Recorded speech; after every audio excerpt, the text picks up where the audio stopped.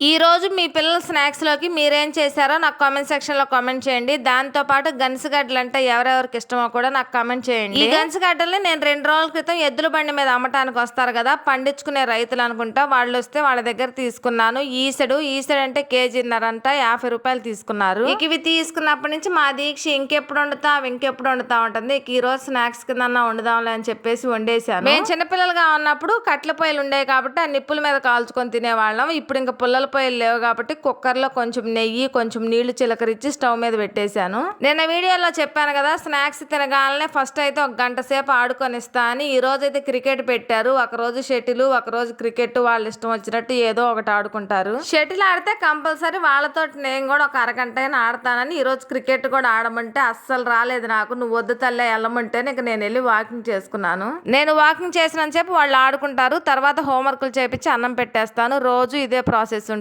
video నచ్చితే subscribe